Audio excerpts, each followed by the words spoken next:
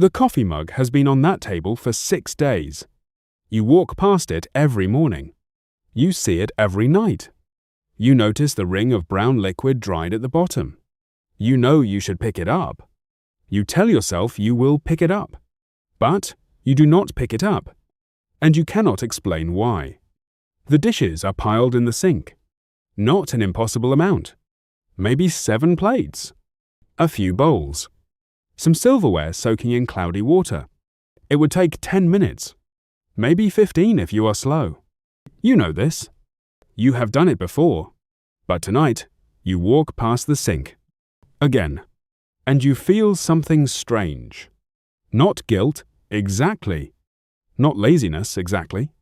Something heavier. Something you cannot name. The floor has not been vacuumed in 3 weeks. There are visible crumbs near the couch. Dust gathering in corners. A sock that does not belong to you that has been in the hallway so long it has become part of the landscape. Guests are coming in 2 days.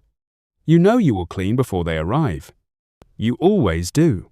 You will move through the house like a storm. You will scrub and organize and make everything look normal. You will become a different person for 6 frantic hours. And then, 3 days after they leave, the mug will be back on the table. The dishes will be back in the sink. The floor will collect new crumbs. And you will be back where you started. Surrounded by mess. Exhausted by your own space. Confused by your own behavior. Your friends have clean houses. They do not seem to struggle. They do not seem to have this strange paralysis. They just clean as they go. They put things away immediately. They maintain order without apparent effort. And you wonder what is wrong with you. Why can they do it and you cannot? Why does something so simple feel impossible? Why do you live like this when you hate living like this? You have tried everything. You have made schedules. You have bought organization systems. You have watched videos about minimalism and decluttering and the life-changing magic of whatever method promised to fix you. You have tried cleaning a little bit every day. You have tried cleaning everything at once. You have tried making it fun with music and podcasts. You have tried punishing yourself with shame. Nothing works. Not long term. You can maintain it for a week, maybe 2. Then something shifts. Something gives. And the mess returns like water refilling a space you tried to empty. People have opinions about you. They say you are lazy. They say you do not care. They say you just need discipline. They say if it mattered to you, you would do it. And part of you believes them. Part of you agrees that this is a character flaw. That you are failing at something basic. That you are an adult who cannot even keep a clean house. But there is another part. A quieter part. A part that knows something else is happening. A part that feels the weight of that coffee mug and knows it is not actually about the mug. That part is right. Because the mess is not the problem. The mess is a symptom.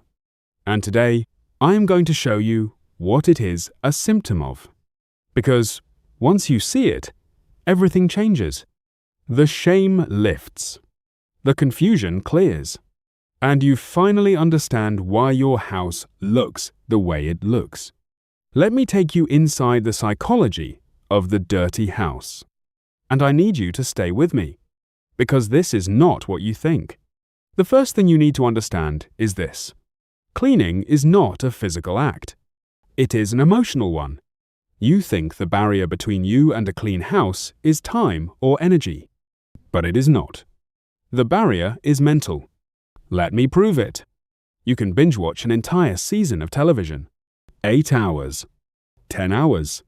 You can scroll social media for 2 hours without blinking. You can play a game on your phone until your eyes hurt. You have time.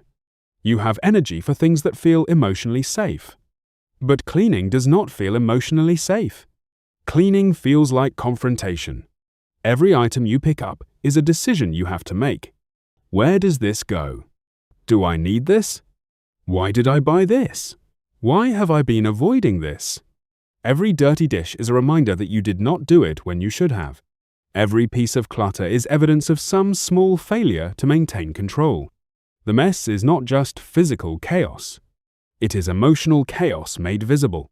And cleaning means touching that chaos, sorting it, naming it, deciding what to do with it. For someone who is already overwhelmed, already exhausted, already barely holding it together, that feels impossible. So you do not clean. Not because you are lazy, but because your nervous system has labeled cleaning as a threat, and your brain is protecting you from that threat the only way it knows how, by making you avoid it. This is the first layer. Let me show you the second. A dirty house is often a sign of a nervous system in survival mode. When you are in survival mode, your brain only cares about immediate threats. It is scanning for danger. It is managing stress. It is trying to keep you alive today. It has no bandwidth for future planning, no space for maintenance, no capacity for order. Cleaning is a future-focused behavior. You clean now so that later your space is comfortable. But when your brain is stuck in survival, there is no later. There is only now. And right now, cleaning does not solve any immediate problem. Right now, you need rest. You need distraction. You need relief from the constant pressure. So you sit on the couch instead. You scroll your phone instead.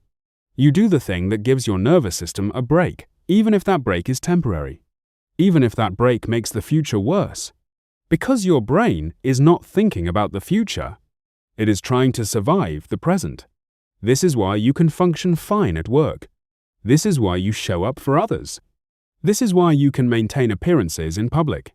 Because those environments have external structure, external pressure, external consequences.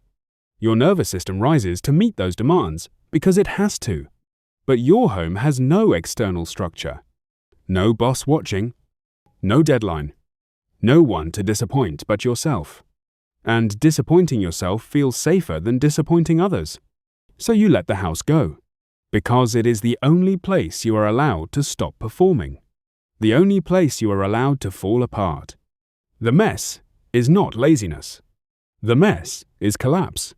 The visible evidence of a person who is holding it together everywhere else and has nothing left for here. Now let me show you the third layer. And this one is the most painful. For many people, the dirty house is a punishment. A punishment they are giving themselves without realizing it. Somewhere deep in their psychology, they do not believe they deserve a clean space. They do not believe they deserve beauty. They do not believe they deserve comfort. So they live in chaos. Not because they want to, but because chaos is what they think they have earned. This often traces back to childhood. If you grew up in a house that was chaotic, your nervous system learned that chaos is normal, that order is temporary, that mess is the default state. And now, as an adult, even when you try to create order, your brain finds it uncomfortable. It feels wrong. It feels unfamiliar. And your nervous system, which always gravitates toward the familiar, pulls you back toward mess. Not because mess feels good, but because mess feels like home. Or maybe you grew up in a house that was too clean. A house where cleanliness was control. Where your mother scrubbed and organized and demanded perfection. Where mess was unacceptable. Where disorder was punished. And now, as an adult, the dirty house is rebellion. It is proof that no one controls you anymore. It is freedom from the suffocating standards you grew up under. Even if that freedom feels terrible, even if that freedom is making you miserable, it is still yours. Or maybe you are punishing yourself for something you think you did wrong, for a failure, for a choice, for not being who you thought you would be by now. And the dirty house is a reflection of how you feel inside. Broken, messy, unworthy of care. You do not clean because cleaning would mean treating yourself with kindness. And you do not believe you deserve kindness. So you let the mess grow. And every day you walk past it, you confirm the story you are telling yourself. I am the kind of person who lives like this. I am the kind of person who cannot get it together. I am the kind of person who does not deserve better. The house becomes proof, and the proof becomes identity, and the identity becomes a cage. Here is the fourth layer, and this one will make you cry. Sometimes the mess is grief. Grief for a version of yourself you used to be. Grief for a life you used to have. Grief for energy that used to come easily. You used to keep a clean house. You used to care about these things. You used to have pride in your space. And then something changed. A loss, a betrayal, a diagnosis, a breakdown, a season of survival that never fully ended. And now you look around and you do not recognize this person. The person who lets dishes pile up. The person who cannot find the energy to vacuum. The person who lives in a space that feels like evidence of failure. You are grieving the person you used to be. And cleaning feels like admitting that person is gone. So you do not clean, because cleaning would mean accepting the present. And you are not ready to accept the present. You are still waiting to become yourself again. Still waiting for the energy to return. Still waiting to feel like the person who would never live like this. But that waiting is the trap, because the mess is making it worse. The chaos around you is feeding the chaos inside you. The disorder in your space is reinforcing the disorder in your mind. You think you will clean when you feel better, but you will not feel better until you clean. This is the cruel loop, and breaking it requires something you have not tried yet. Not discipline, not shame, not motivation. Compassion. Let me tell you what changes everything. You have to stop trying to clean the whole house. You have to stop setting yourself up for failure with impossible standards. You have to stop waiting until you feel like it, because you will never feel like it. The feeling comes after the action, not before. Here is what you do instead. You pick one thing, not one room. One thing. The coffee mug. That is it. You do not clean the whole table. You do not do all the dishes. You just pick up the mug. You carry it to the sink. And you stop. You do not keep going. You do not ride the momentum. You just do the one thing. And then you let yourself feel what that one thing created. A tiny bit of space. A tiny bit of order. A tiny bit of evidence that you are capable. That is enough for today. Tomorrow, you do one thing again. Not the same thing. A different thing. One dish. One piece of trash. One item returned to where it belongs. You are not cleaning. You are practicing agency. You are proving to your nervous system that you can change your environment. That you are not helpless. That you are not stuck. One thing at a time. This is not a cleaning strategy. This is a psychological intervention. You are rewiring the association between your space and your worth. You are breaking the equation that says mess equals failure. You are teaching yourself that small actions matter, that you do not have to fix everything to fix something, that you are allowed to start small. That small is enough. Because here is the truth that no one tells you. The people with clean houses are not better than you. They are not more disciplined. They are not more worthy. They just have different nervous systems, different childhoods, different trauma, different baseline capacity. You are not failing. You are surviving. And survival does not always look clean. Sometimes survival looks like dishes in the sink and laundry on the floor and a house that does not match who you wish you were. And that is okay. You are okay. The mess does not define you. It is just where you are right now. And right now does not have to be forever. One mug. One dish. One piece of evidence that you are still here. Still trying. Still worthy of a space that feels like home. That is where you start. Not with perfection. With one small act of care. For yourself. For your space. For the person you are becoming. One thing at a time. You can do this. You already have.